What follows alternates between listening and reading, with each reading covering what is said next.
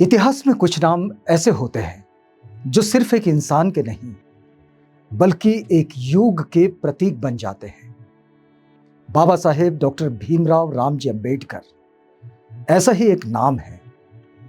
लेकिन जब हम बाबा साहेब डॉक्टर अंबेडकर की बात करते हैं, बाबा साहेब डॉक्टर अंबेडकर का नाम लेते हैं, तो हमें संविधान, भारत का संविधान, सामाजिक न्याय और मानवीयता का आंदोलन याद आता है। लेकिन एक नाम, एक चेहरा अक्सर इतिहास के पन्नों में दबा रह जाता है। रमाई भीमराव अंबेडकर, बाबा साहेब डॉक्टर अंबेडकर की जीवन संगिनी, संघर्ष की साथी और त्याग की मूरत।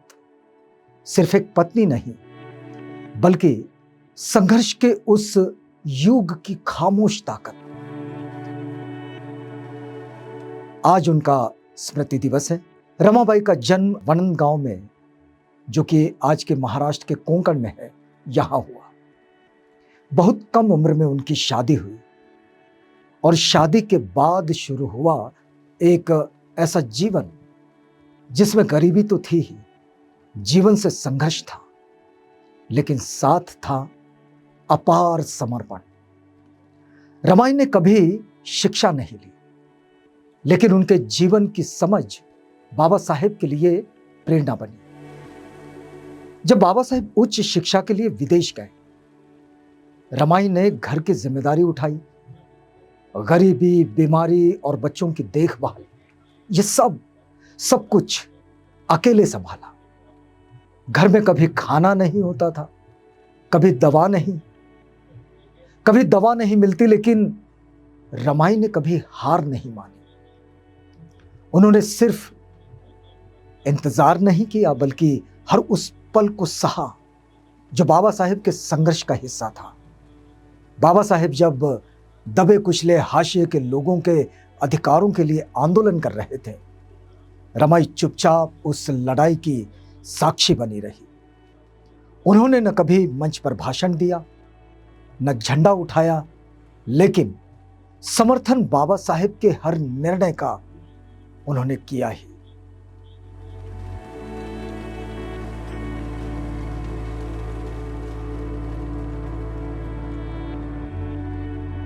कहा जाता है कि यदि रमाई नहीं होती तो बाबा साहेब डॉक्टर अंबेडकर भी वो न होते जो वे बने। रमाई ने अपने 4 में से 3 बच्चों को खोया। हर मौत ने उनके दिल को तोड़ दिया, झंझोड़ दिया, लेकिन उन्होंने बाबा साहेब को कभी नहीं रोका। वह जानती थी कि उनका संघर्ष किसी एक घर का नहीं, पूरे समाज का है। अपने जीवन की हर पीड़ा को रमाई ने अपने आंचल में छुपा लिया। जब बाबा साहेब ने बुद्ध धम्म को अपनाया, धम्म दीक्षा का कार्यक्रम नागपुर में संपन्न हुआ 14 अक्टूबर 1956 में। रमाई उस क्षण को देखने के लिए जीवित तो नहीं थी, लेकिन 1956 में बाबा साहेब ने धम्म दीक्षा ली, तब रमाई भले ही नहीं थी, लेकिन उनकी वो याद, जो वे एक ऐसा श्रद्धा स्थान चाहती थी जो पंढरपुर में ढूंढा करती थी, वो नागपुर में बना। आज रमाई के नाम पर स्कूलें हैं, ट्रस्ट हैं, सामाजिक संस्थाएं हैं, लेकिन असली स्मारक वो है, वो चेतना जो उन्होंने समाज की स्त्रियों में जगाई, वो प्रेरणा। रमाई भीमराव अंबेडकर हमें सिखाती है कि संघर्ष केवल भाषणों से नहीं बल्कि जीवन जीने से आता है। उनका जीवन एक ऐसा संघर्ष जो हमेशा प्रेरणा बन जाता है। बाबा साहेब के जीवन का संतुलन रमाई ने गढ़ा। वो केवल एक पत्नी नहीं थी, वह विचार थी, सहनशीलता और त्याग की प्रतिमूर्ति थी।